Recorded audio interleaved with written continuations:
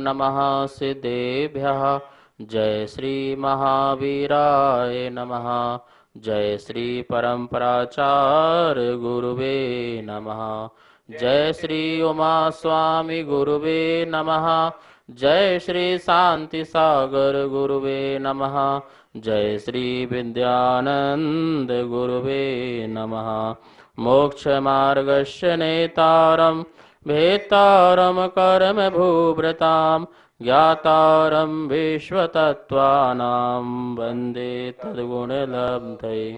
मंगलम भगवान वीरो मंगलम गौतमो गणी मंगलम कुंद कुंदार्यो जैन धर्मोस्तु मंगलम। हम सभी लोग 9वां अध्याय जो संबर निर्जरा का कारण है उसके बारे में पढ़ रहे थे। संबर के कारणों में देख रहे थे गुप्ती, समिति, धर्म आदि। तो धर्म की चर्चा यहाँ पे चल रही थी। 10 धर्मों में उत्तम तप की बात चल रही थी। तपने का नाम धर्म है। सम्यक रूप से तपना, इस बात का ध्यान रखना है। सम्यक शब्द सबके साथ लगाना है। सम्यक गुप्ती, सम्यक समिति, सम्यक धर्म। यहाँ पर अपन उत्तम धर्म लगाते हैं। वही उत्तम या सम्यक जो हमारे आत्मा को कर्मों से अलग करे उसे हम कहते हैं उत्तम तप कहते हैं या उत्तम धर्म कहते हैं। ठीक है ना। तो यहाँ पर उत्तम तप के क्या क्या गुण होते हैं आचार्यों ने कहे हैं। तप सब अर्थों का साधन है, अर्थात इससे सब कार्यों की सिद्धि होती है। किससे? तपस्या करने से। तप से अणिमा, महिमा आदि रिद्धियों की प्राप्ति होती है। देवगति की प्राप्ति होती है तो वहाँ अणिमा आदि रिद्धियों की प्राप्ति होती है। और वैसे भी आत्मा में जो 64 रिद्धियां हैं वो प्रकट हो जाया करती हैं। तपस्वियों के चरण रज से पवित्र स्थान में तीर्थता को प्राप्त हो जाते हैं। तपस्वी जहाँ जिस स्थान पर जाते हैं वह स्थान जो है तीर्थ बन जाया करता है। तप से कर्म शत्रुओं को नाश कर जीव मोक्ष गए हैं, जा रहे हैं और आगे भी जाएंगे। मतलब बिना तप किए कोई भी जीव जो है मोक्ष आदि को प्राप्त नहीं कर सकता है। जैसे अग्नि तृण को तृण मात्र में, क्षण मात्र में ही जलाकर के नष्ट कर देती है, ऐसे ही तप रूपी अग्नि जो है कर्म के ईंधन को जलाकर के नष्ट कर देती है। निकाचित कर्म बिना तपस्या के नष्ट हो ही नहीं सकते हैं। जब तक कोई तपस्या न करे तब तक निवृत्ति और निकाचित जैसे कर्म भी नष्ट नहीं हो सकते। ऐसा आराधना सार ग्रंथ आदि में लिखा है। तप से विशिष्ट कोई और दूसरी वस्तु हो नहीं सकती है। संसार में हर वस्तु तपती है तब जाकर के कुंदन बन पाती है। ऐसे ही जब आत्मा भी तपस्या करती है तभी जाकर के वह परमात्मा पद को प्राप्त हो जाती है। उत्तम प्रकार से किए गए और कर्माश्रय रहित तप के फल को सहज जिव्या वाले देव भी वर्णन नहीं कर सकते हैं। जो सम्यक तपस्या है उसका वर्णन जो हजारों जिव्याएं बना ले देव तब भी उसका वर्णन नहीं कर सकते हैं। इस प्रकार से शास्त्रों में कहा है। तप इसी लोक में क्रोध आदि शत्रुओं पर विजय अर्थात क्षमा, शांति एवं विशिष्ट रिद्धि आदि दुर्लभ गुणों को प्राप्त कराता है और परलोक में शीघ्र ही मोक्ष पुरुषार्थ को सिद्ध करता है। अधिक क्या कहें, सब कुछ इष्ट की जो प्राप्ति है, चाहे वह अभ्युदय हो और चाहे वह निःश्रेयस हो, इन सब की जो प्राप्ति होती है वह तप से ही हुआ करती है। अतः हमें तप जरूर करना चाहिए क्योंकि तप से संवर होता है, कर्मों का आना रुकता है। व्यवहार तप और निश्चय तप आप जानते ही हैं। व्यवहार में अनशन आदि अपन जो करते हैं, बाह्य वस्तुओं का जो है छोड़ करके अपने पास नजदीक बैठते हैं, वो बाह्य तप जो है वो व्यवहार है। निश्चय से अपनी आत्मा को विकार रूप नहीं होने देना, क्रोध कषाय आदि रूप नहीं होने देना, यही निश्चय तप है। मतलब इच्छाओं का निरोध करना, यह निश्चय तप कहलाता है। तप नहीं करने से क्या हानि होती है? तो आचार्यों ने कहा है तपहीन मानव तृण घास फूस से भी हीन है, पशुवत है। जिसके पास तप नहीं है वो पशुवत है। देखो पशु भी सब सहन करता है पर मजबूरी में करता है।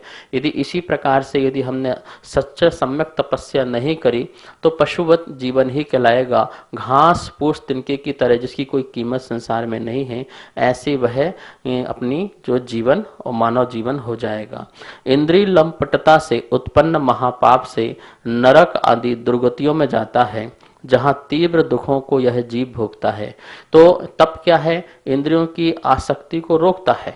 जो 5 इंद्रियों मन हैं, उनके जो विषय यहाँ वहां जा रहे थे, उनको रोकता है। उन विषयों के प्रति जो मन हमारा जा रहा था, उनको रोकना वह तप है। इसलिए जो इंद्रियों में आसक्त हैं, उनको वह संसार ही दीर्घ होता है और दुखी दुख होता है। तपहीन को गुण छोड़ देते हैं। जो तपहीन हैं, उनके पास कोई गुण रह नहीं पाते हैं, टिक नहीं पाते हैं, और उनके पास संयम, संयमा, संयम, जो भी संयम है सब छूट जाया करता है। आलस्य, प्रमाद और सुखिया शरीर में स्नेहासक्त होने के कारण जो अपनी शक्ति के अनुसार तप नहीं करता, उनके कभी भावों की शुद्धि नहीं होती। उसे तपस्या करने में माया रखी गई है। समझ में आया आपको? ये कहना चाह रहे हैं, यदि आप आलस्य करते हो, प्रमाद करते हो और अपने आप को सुखिया बनाते हो, अर्थात सुखार्थी बनाते हो, सुख के लिए जीते हो, तो ऐसा जो व्यक्ति है वो तपस्या नहीं कर पाता है और अपनी निज शक्ति को भी खो देता है। जो वर्तमान में हमें पंचेंद्रिय संगी पर्याप्तक भव्यता जो मिली हुई है, उसको भी हम प्राप्त करके अपनी शक्ति को प्रकट नहीं करते हैं, अपने वीर उत्साह को प्रकट नहीं करते हैं और उसके अनुसार तपस्या नहीं करते हैं, तो यह भाव और यह पर्याय जो है हम अपने पास से खो देते हैं। जो अनमोल रत्न की तरह यह मानव पर्याय है, अपने हाथ से यूं ही गवा देते हैं। तपहीन शरीरासक्त जीव के धर्म में श्रद्धा नहीं होती है। धर्म में श्रद्धा नहीं होती जो तपहीन व्यक्ति होता है। इसलिए जो धर्म में श्रद्धा रखने वाला है, वह कुछ न कुछ तप जरूर करता है, अपनी आसक्ति को कम जरूर करता है। देखो, श्रद्धा के साथ ज्ञान, ज्ञान के साथ वैराग, वैराग के साथ फिर संयम, चारित्र्य तप प्रकट होता है, तो उसकी श्रद्धा और मजबूत होती है। शक्ति छिपाकर तप नहीं करने वालों को असाता कर्म बांधता है। ठीक है ना? असाता कर्म का बहुत बंध होता है। जो व्यक्ति शक्ति छिपाकर तप नहीं करते हैं, शक्ति को छिपा रहे हैं और तप नहीं कर रहे हैं, तो उनको कौन से कर्म का बंध हो रहा है?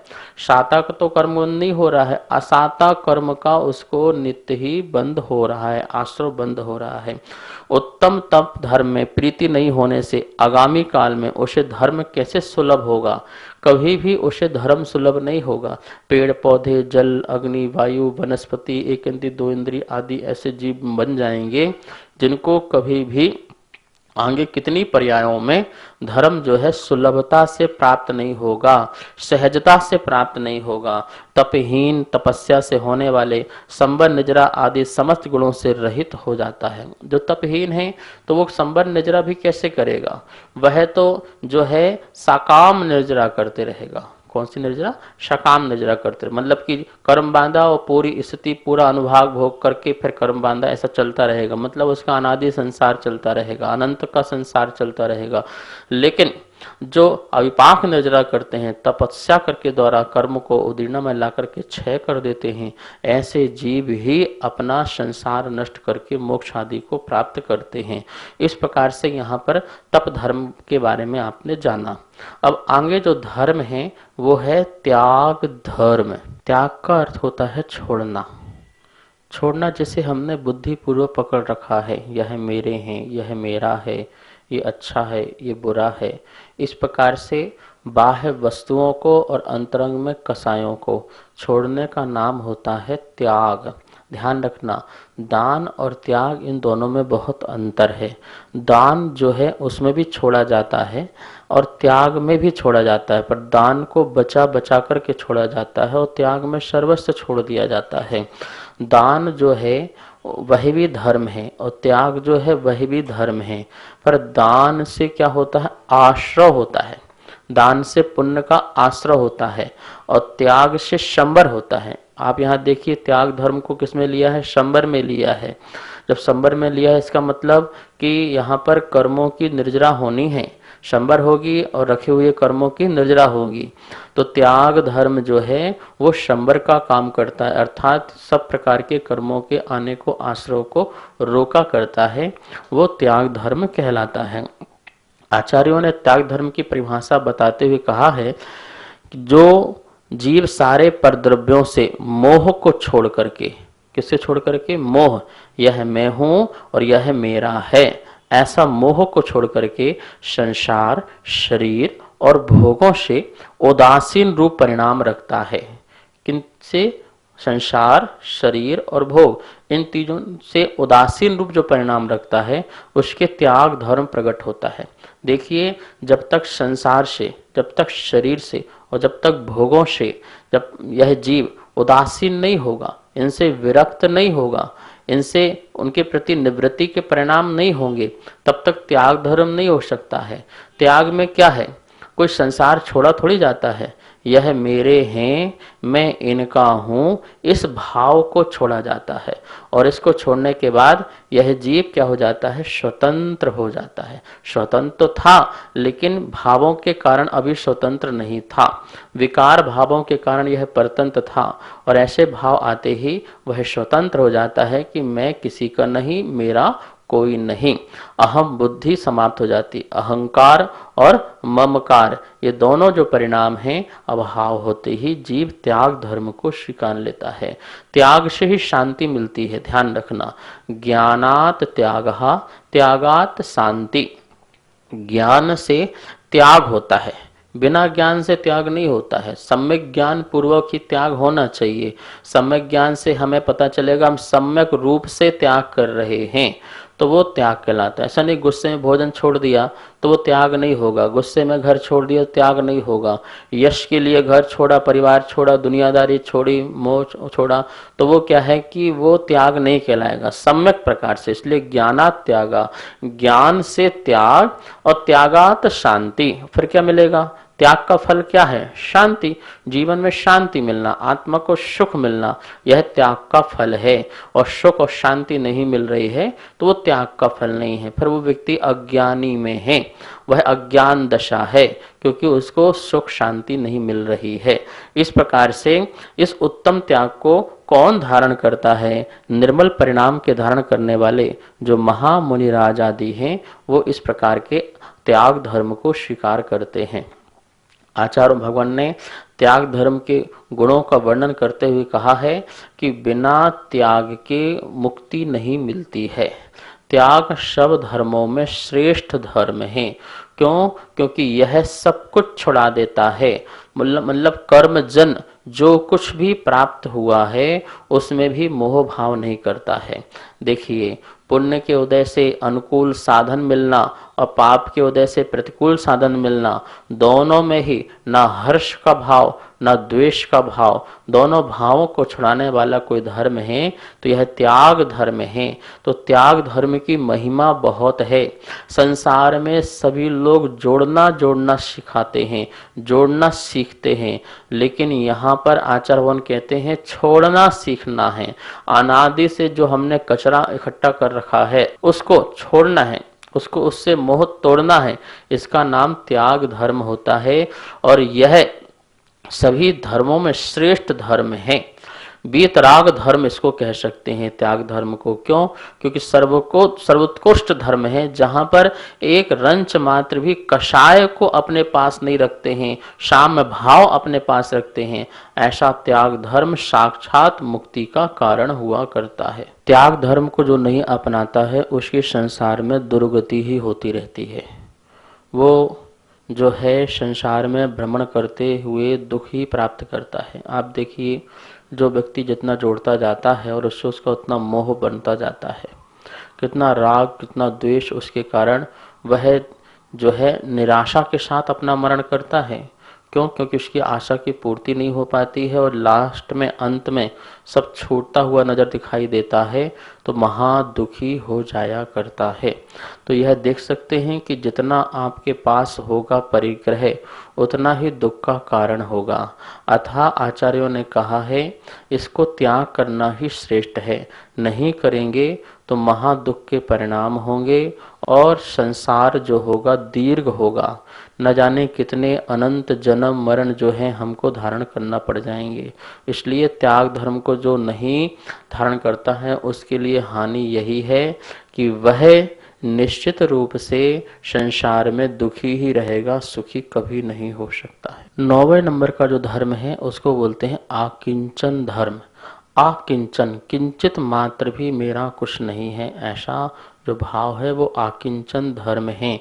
मतलब कि निर्ग्रंथपना, चेतन और अचेतन समस्त परिग्रहों का जहाँ त्याग हो जाता है और पूर्ण निर्ग्रंथता जहाँ प्रकट हो जाती है, उसे आकिंचन धर्म कहते हैं। वस्तुतः देखा जाए तो यह आकिंचन जो धर्म है वह 11वें गुण स्थान या 12वें गुण स्थान में प्रकट होता है, जहाँ पर अंतरंग परिग्रह सूक्ष्म लोभ भी जीव के अंदर नहीं होता है, मतलब लोभ के परिणाम भी सूक्ष्म रूप से नहीं होते हैं, उस जीव को ही यह आकिंचन धर्म होता है। बाह्य परिग्रह तो मुनिराज को 6वें गुण स्थान में ही छूट जाया करता है, लेकिन जो अंतरंग परिग्रह है वो 6वें 7वें गुण स्थान में नहीं छूटता है, क्योंकि वहाँ क्रम क्रम से कषाएं जो है मंद मंद होती जाती हैं और वो धीरे धीरे जो है अंतरंग परिग्रह, क्योंकि कषाय को ही अंतरंग परिग्रह कहा है, तो वह छूटती जाती हैं। और 11वें 12वें में देखते हैं तो 11वें में पूर्ण रूप से उपशम हो जाती हैं और 12वें में पूर्ण रूप से क्षय को प्राप्त हो जाती हैं। तो ये जो कषाएं शांत हो जाती हैं तो वहाँ पर आकिंचन धर्म, निर्ग्रंथपना प्रकट हो जाता। आकिंचन का अर्थ अपन सामान्य रूप से लगा सकते हैं खाली हो जाना, पूर्ण रूप से खाली हो जाना, अब कुछ भी नहीं है। बाह्य जगत में तो अपना कुछ है ही नहीं है, अंतरंग जगत में भी किसी प्रकार से किसी व्यक्ति को लेकर के, किसी वस्तु को लेकर के ना राग है और ना ही द्वेष है, ना प्रेम है और ना अप्रेम है। इस प्रकार से कोई घृणा नहीं है, कोई द्वेष परिणाम नहीं है, कोई स्नेह परिणाम नहीं है।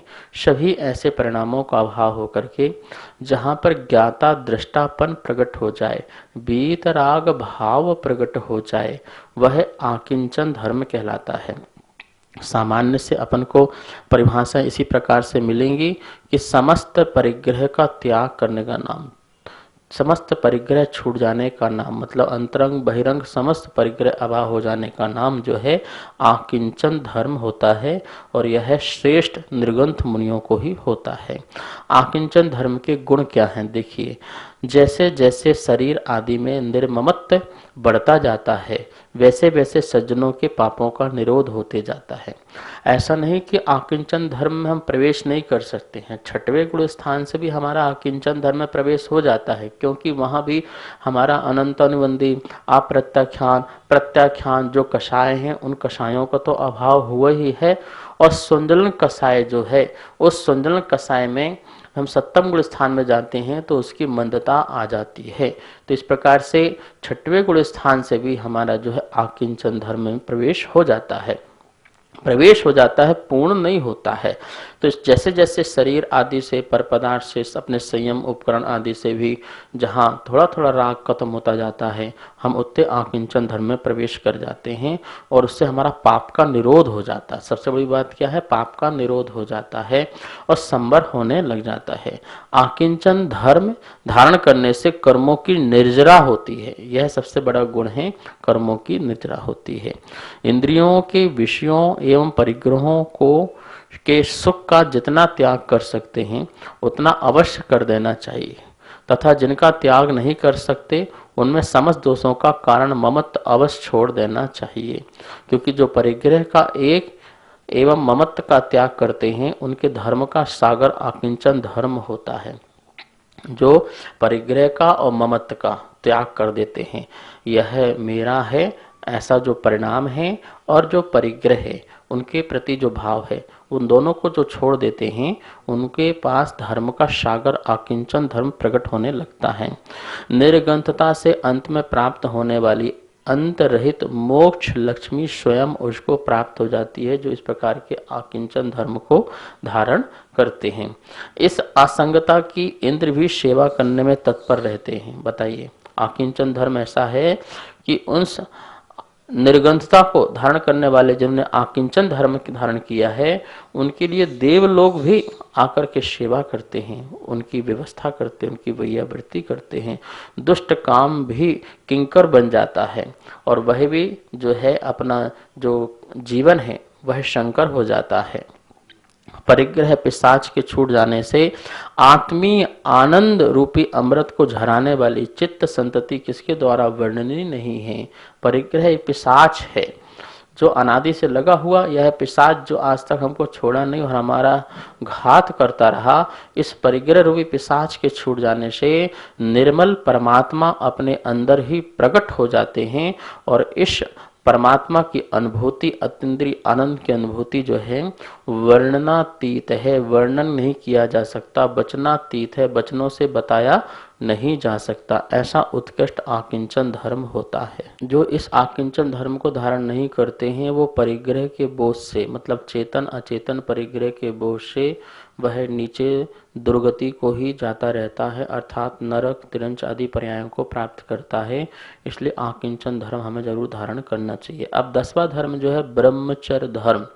ब्रह्म मतलब आत्मा, चर्य मतलब चरना, अपने आत्मा में ही जो रमण करता है, लीन करता है, यह उत्कृष्ट ब्रह्मचर्य धर्म है। और ऐसा ब्रह्मचर्य धर्म ही संवर का कारण बनता है। व्यवहार से जो ब्रह्मचर्य है वह तो यही है कि हम किसी स्त्रियों के प्रति आसक्त न हो, ऐसे विषय वासनाओं के प्रति हम आगे बढ़े ना, अनासक्त रहें और ऐसे पदार्थों का सेवन न करें जिससे हमारे ब्रह्मचर्य में दोष लगे। तो ये व्यवहार जो है ब्रह्मचर्य धर्म है। अंतरंग जो है, निश्चय जो है ब्रह्मचर्य है, वह है अपने आत्मा में रमण करना, पर में रमण नहीं करना, अपने में ही रमण करना, अपने ध्यान में, अपने ज्ञान में, अपने चिंतन में ही मग्न रहना, यह निश्चय ब्रह्मचर्य होता है। आचार्यों ने लिखा है, जिस ब्रह्मचर्य महाव्रत के महात्म्य से असैमी जन में भी महाविद्याएं सेवा में तत्पर रहती हुई अच्छी तरह निवास करती हैं, वह ब्रह्मचर्य व्रत नाम से देश व्रत माना गया है। देखिए, जो अभी पूर्ण संयमी नहीं है लेकिन उस ब्रह्मचर्य जैसे व्रत के प्रभाव से ऐसे जीवों के पास भी अनेक रिद्धियां प्रकट हो जाती हैं।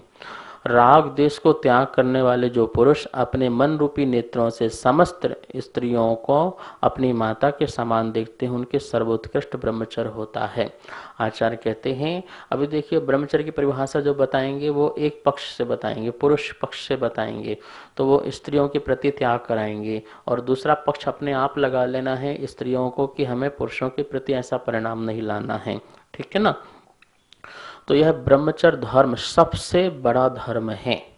ठीक है ना, सब धर्मों में सबसे बड़ा धर्म है, क्योंकि इसी धर्म से ही हमें अपने स्वभाव की प्राप्ति होती है। अनेक चीजें जो हैं अपनी आत्मा में प्रकट हो जाती हैं। जो 64 प्रकार की जो रिद्धियां आदि भी हैं, इस ब्रह्मचर्य शक्ति से ही प्रकट होती हैं, क्योंकि उससे हमारी आत्म शक्ति मजबूत होती है, हमारी आत्मा ऊर्जावान होती है। इसलिए अपनी जो है विषय वासनाओं की ओर अपने मन को न दौड़ाएं, अपने मन को अपने ओर मोड़ें और अपने को जानने, अपने को समझें, ज्ञाता दृष्टा बनने का भाव रखें। ब्रह्मचर्य धर्म किसके होता है? जो पुण्यात्मा स्त्रियों के सारे सुंदर अंगों को देखकर उनमें राग द्वेष बुरे परिणाम करना छोड़ देता है, वह दुर्धर ब्रह्मचर्य को धारण करने वाला होता है। ऐसा 12 उपेक्षा में लिखा है। जो किसी प्रकार के, किसी के कटाक्ष से या किसी प्रकार के उपसर्ग आदि आने पर भी जो अपने धर्म में अडिग रहता है, आत्मधर्म में अडिग रहता है, विषय वासनाओं की ओर नहीं जाता है, वह उत्कृष्ट ब्रह्मचर्य धारण करने वाला होता है। ब्रह्मचर्य का पालन करने के लिए किस किस का त्याग करना चाहिए? तो आचार्य उन कहते हैं, ब्रह्मचर्य का पालन करने वाला जो जीव है, मैंने उससे कला गुण विशारदता स्त्री को भोगा था, इस प्रकार का चिंतन नहीं करना, मतलब पूर्व भोगे हुए विषयों को याद नहीं रखना, और जिससे हमारे इंद्रियां उत्तेजित होती है ऐसे जो वस्तुएं हैं, गरिष्ठ सेवन है, उनका नहीं करना, और स्त्री संबंधी किसी प्रकार की कथाओं को नहीं पढ़ना, नहीं सुनना और ना ही किसी प्रकार से कहना। ये सभी जो हैं हमारे ब्रह्मचर्य व्रत को जो है उत्कृष्ट बनाते हैं। ठीक है ना। अब देखिए, हम बहुत सा आहार करेंगे, बार बार आहार करेंगे, बार बार भोजन करेंगे और इंद्रियों की लंपटता वाला भोजन करेंगे, तो निश्चित ही हमारी जो इंद्रियां हैं वो जो है काम वासना की ओर भागेंगी, संसार की ओर भागेंगी, पर में रमण करने के परिणाम होने लगेंगे।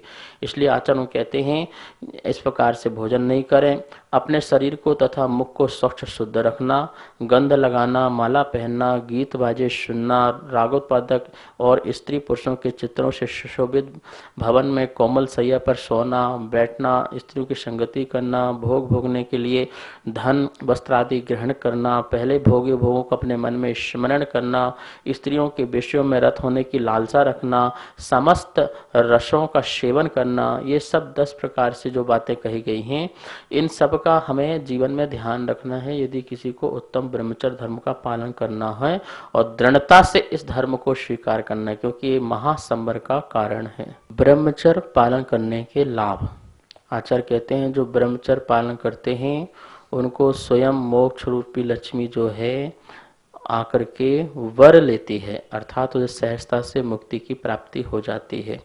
ब्रह्मचर्य व्रत का पालन करने वाले मानवों को हिंसा आदि जितने भी दोष हैं, हिंसा, झूठ, चोरी, कुशील, परिग्रह आदि जो भी दोष हैं, वो सभी दोष स्पर्श भी नहीं कर पाते हैं यदि एक ब्रह्मचर्य धर्म का पालन करते हैं। उसकी संसार में कभी बदनामी नहीं होती है, कभी किसी प्रकार का कोई व्यक्ति उसकी निंदा नहीं कर पाता है जो इस प्रकार के उत्तम धर्म को धारण करता है। ब्रह्मचारियों का हृदय शुद्ध होने से उनको परम धर्म की प्राप्ति होती है। परम धर्म क्या है? आत्म जो स्वभाव है वस्तु का वह प्रकट होता है, वीतरागता अंदर प्रकट हो जाती है। यह ब्रह्मचर्य धर्म के पालन करने का प्रभाव है। मतलब कि संसार में वह जो जीव है भ्रमण नहीं कर सकता, यह समस्त कर्मों को नष्ट करने में कारण बनता है जो ऐसे ब्रह्मचर्य धर्म का पालन करता है।